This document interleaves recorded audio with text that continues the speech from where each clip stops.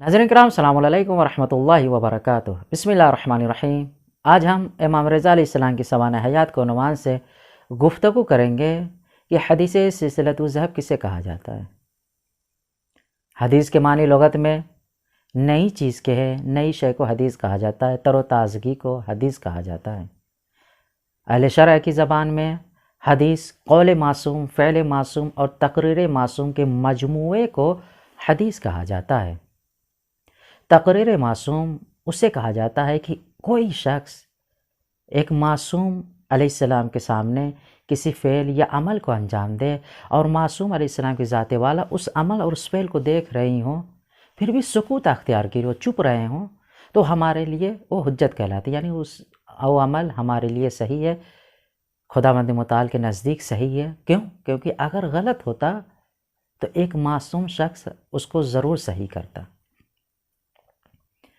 उलमाए कदीम ने और उनके बाद के उलमा ने भी हदीस के मुख्तलिफ़ अक़साम को बयान किया है, जैसे ख़बर वाहिद, हदीस मुतवातिर।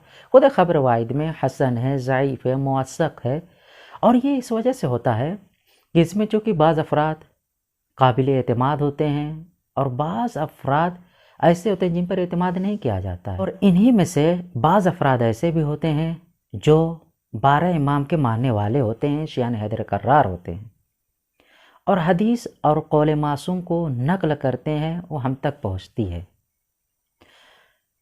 मगर हदीस सिलसिलतुल ज़हब उस हदीस को कहा जाता है कि जिसके नक़ल करने में सिर्फ़ और सिर्फ मासूम ज़ात शामिल होती हैं। यानी मासूमीन अलैहिस्सलाम के अलावा कोई दूसरा शख्स उसमें शामिल नहीं होता, यानी मासूम के अलावा गैर मासूम उसमें शामिल नहीं होता है।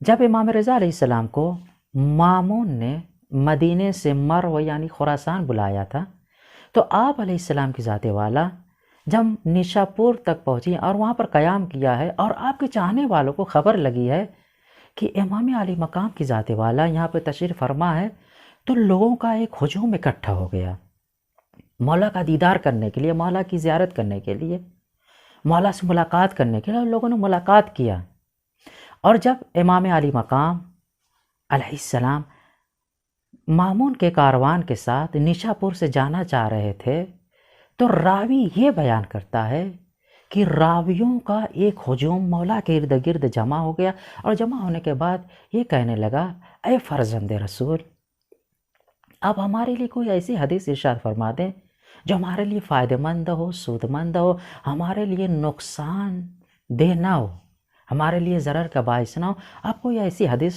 फरमा दीजिए। मौला जो कि ऊँट पे सवार थे, वहीं से हदीस सिलसिलतुल ज़हब को इरशाद फरमाया और ये कहा कि हद्दथनी अन अबी मूसल काज़िम अलैहिस्सलाम, अन अबी मोहम्मद जाफ़र बिन सादिक़ अलैहिस्सलाम, अन अबी मोहम्मद बिन बाक़िर अलैहिस्सलाम, अन अबी अली ज़ैनुल आबिदीन अलैहिस्सलाम। इसी तरीके से एक के बाद दीगरे मासूम के सिलसिले को जिब्रील अमीन तक, यहाँ तक कि जिब्रील अमीन ने खुदावंद मुताल से नकल किया है कि खुदावंद मुताल की ज़ात वाला ने इरशाद फरमाया, कलिमतु ला इलाहा इल्लल्लाह हिस्नी फमन दखिल हिस्नी अमिन मिन अज़ाबी, कि कलमे ला इलाहा इल्लल्लाह एक ऐसा किला है कि जो शख्स इसमें दाखिल होगा वो अज़ाब से महफूज रहेगा। और जैसे थोड़ा सा और हरकत किए थे, तो इमाम रज़ा अलैहिस्सलाम की ज़ात वाला ने अपने सर को बुलंद किया। बुलंद करने के बाद ये इरशाद फरमाया, बेशुरूतिहा व अना मिन शुरूतिहा,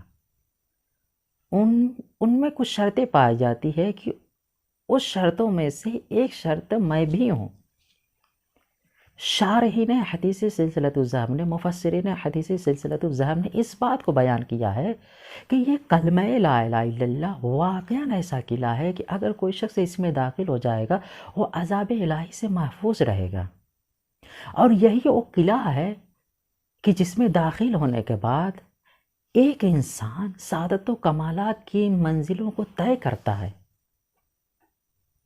और वो इस दुनिया में भी कामयाब रहता है, और इस दुनिया से गुज़र जाने के बाद आखिरत में भी वो कामयाब व कामरान रहेगा।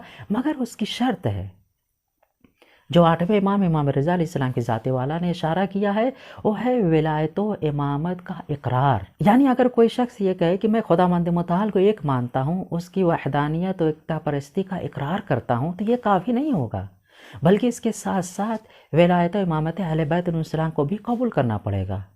اور آپ علیہ السلام کی ذات والا نے اس بات کی طرف بھی اشارہ کیا کہ دیکھو جو ولایت و امامت کا سلسلہ صرف یہیں سے نہیں ہے، بلکہ جب رسول خدا صلی اللہ علیہ وسلم کی ذات والا اپنے آخری حج سے پلٹ رہے تھے اور جبریل امین آئے تبلیغ لے کر نازل ہوئے تھے کہ یا ایھا رسول بلغ ما انزل الیک من ربک فإن لم تفعل فما بلغت رسالتہ واللہ یعصمک من الناس، کہ اے رسول جو کچھ تم پر اس سے پہلے تم پر نازل کیا جا چکا تھا اس کو پہنچا دو. اگر تم نے اس فعل کو انجام نہیں دیا، اس پیغام کو نہیں پہنچایا، تو گویا کار رسالت کو انجام نہیں دیا ہے.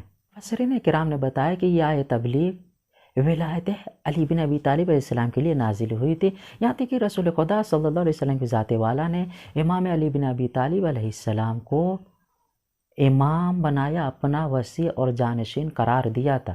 اس کے بعد خداوند متعال نے آیہ کمال کو نازل کیا تھا، الیوم اکملت لکم دینکم واتممت علیکم نعمتی ورضیت لکم الاسلام. امام رضا علیہ السلام کی ذات والا نے اس بات کی طرف اشارہ کیا کہ دیکھو اگر تم اس دار فانی میں کامیاب و کامرہ ہونا چاہتے ہو اور اس دار فانی سے گزر جانے کے بعد، کوچ کر جانے کے بعد آخرت میں بھی اگر تم کامیاب و کامرہ رہنا چاہتے ہو، عذاب الہی سے محفوظ ہونا چاہتے ہو، تو توحید کا اقرار کرو اور توحید جیسے قلعے میں داخل ہو جاؤ اور اس کی شرط پر عمل کرو، اور اس کی ایک شرط ولایت و امامت ہے. لہٰذا ہمیں حدیث سلسلۃ الذہب پہ غور و خوض کرنا چاہیے اور اس پر عمل کرنا چاہیے. آخر میں دعا گو ہے کہ خداوند متعال ہمیں سیرت امام رضا علیہ السلام پر چلنے کی توفیق عنایت فرما.